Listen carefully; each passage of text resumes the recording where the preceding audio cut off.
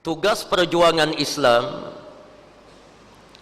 sangat berbeza dengan sekalian perjuangan-perjuangan yang lain.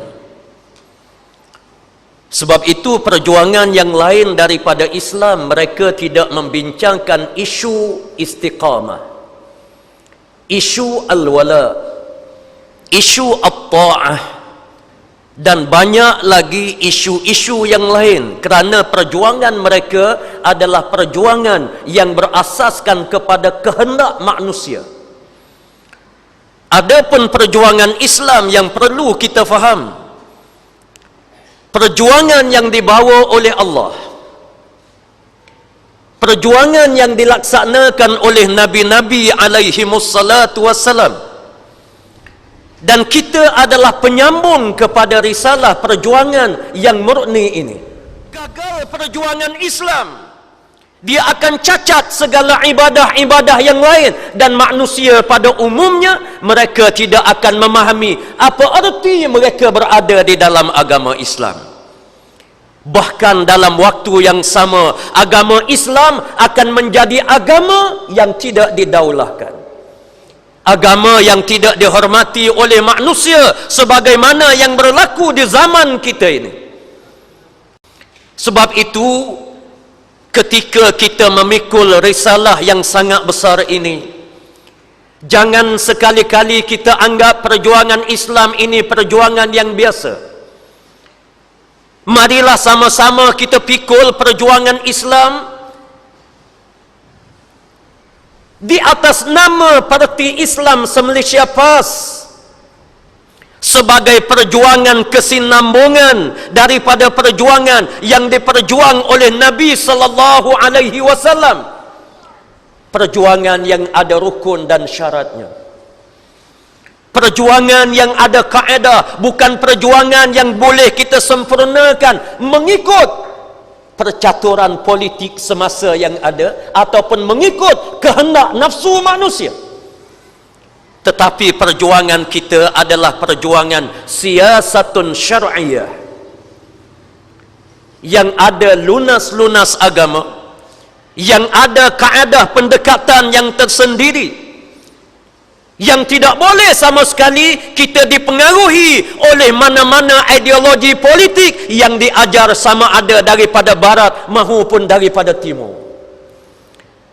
Walaupun kita lihat kadang-kala menampakkan di dalam gerakan Islam, bukan saja di dalam negara kita, hatta dalam dunia, berbagai-bagai percubaan untuk meresap masuk ke dalam perjuangan Islam anasir-anasir luar, sehingga mempengaruhi cara pemikiran dan cara kita mengolah politik dalam negara mengikut cara sekular. Kita mesti ingat perjuangan Islam ada acuannya tersendiri, ada kaedahnya tersendiri. Sebab itu orang lain tidak membincangkan tarbiyah, kita membincangkan tarbiyah, dan kita meletakkan tarbiyah adalah isu pokok di dalam perjuangan Islam. Walaupun kita dengar ada suara mengatakan dengan tarbiyah kita tidak menang, ini adalah ucapan yang sangat tidak berasas. Kemenangan yang dicapai di sepanjang zaman, daripada zaman Rasulullah sehingga kepada akhir khilafah Islamiyah, adalah kemenangan berasaskan kepada tarbiyah. Dan kita perlu faham bahawa kemenangan di dalam perjuangan Islam merupakan milik Allah secara mutlak. Sebab itu di dalam arus perjuangan yang kita harungi pada hari ini, perlu kita faham bahawa perjuangan kita adalah ibadah yang sangat besar. Oleh kerana perjuangan Islam satu ibadah yang besar, perlu kita faham setiap ibadah ada rukun dan syaratnya. Sebagaimana sembahyang satu ibadah yang besar, ada rukun, ada syarat. Sembahyang mesti menepati rukun sembahyang. Puasa mesti menepati rukun dan syarat puasa.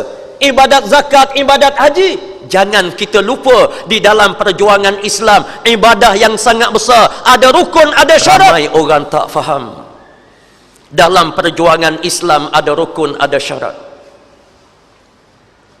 Ramai orang tak faham bila langgar rukun dan syarat dalam perjuangan Islam, perjuangan dia batal, menjadi sia-sia, yang disebut oleh Allah dalam Al-Quran sebagai al-munafiqun. Al-wala, at-ta'ah, al-istiqamah, at-tadhiyah adalah rukun dan syarat dalam perjuangan Islam. Sesiapa yang langgar perkara ini, perjuangan mereka sia-sia. Perjuangan mereka tidak akan dihitung oleh Allah. Mereka tidak akan mendapat apa-apa apabila meninggal dunia. Sebab itulah wala dalam perjuangan Islam ini sentiasa ditekankan. Dalam gerakan yang lain, dalam perjuangan yang lain, mereka tidak ada istilah al-wala. Mereka tidak ada istilah at-ta'ah, tidak ada istilah istiqamah, tidak ada istilah tadhiyah, tidak ada. Tapi dalam perjuangan kita, kita meletakkan perkara ini di hadapan. Kita jadikan tarbiyah di dalam perjuangan Islam ini adalah perkara yang asas.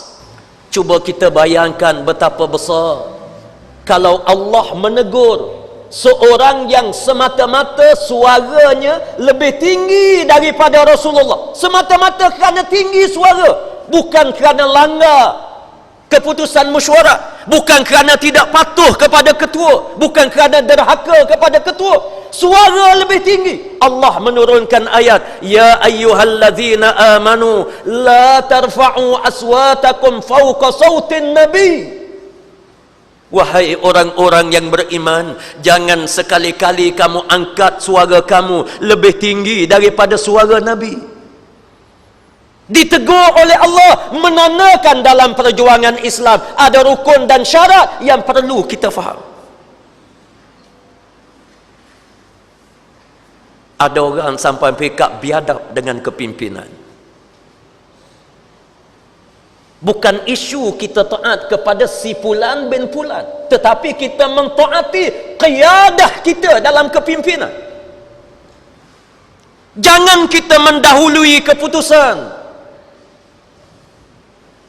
Allah Subhanahu wa taala pernah menegur di dalam sepotong ayat, wa 'alal thalathati alladhina khulifu hatta idza daqat 'alaihimul ardu bima rahubat wa daqat 'alaihim anfusuhum wa dhannu an la malja'a minallahi illa ilaih. Allah tegur, ada 3 orang sahabat. Yang pertama Ka'ab bin Malik radhiyallahu anhu. Yang kedua Hilal bin Umayyah.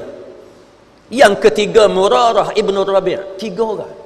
Siapa dia 3 orang ni? 3 orang ni kalau nak banding dengan kita, jasa mereka dengan Islam, tak boleh banding.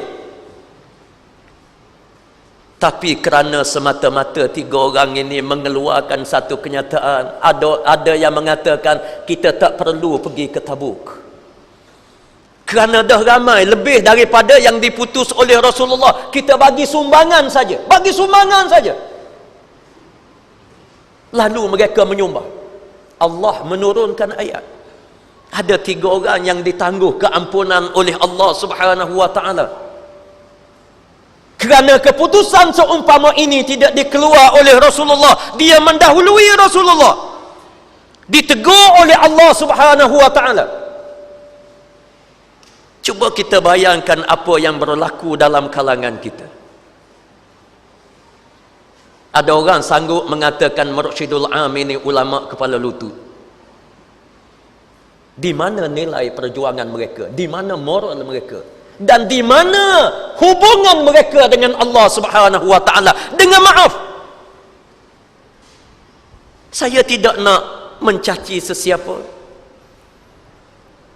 tapi orang yang mendahului jamaah, orang yang tidak ada wala dengan kepimpinan, tidak ada taat dengan kepimpinan, cuba kita bayangkan di mana kedudukan mereka dengan Allah Subhanahu wa taala.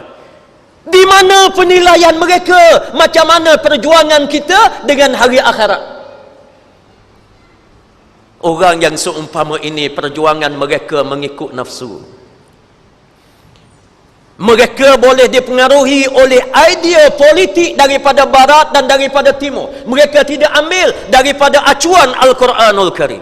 Kita doa kepada Allah, mudah-mudahan kita yang memperjuangkan Islam ini, kita memperjuangkan Islam mengikut sunnah dan mengikut sirah yang ditunjuk oleh Rasulullah sallallahu alaihi wasallam.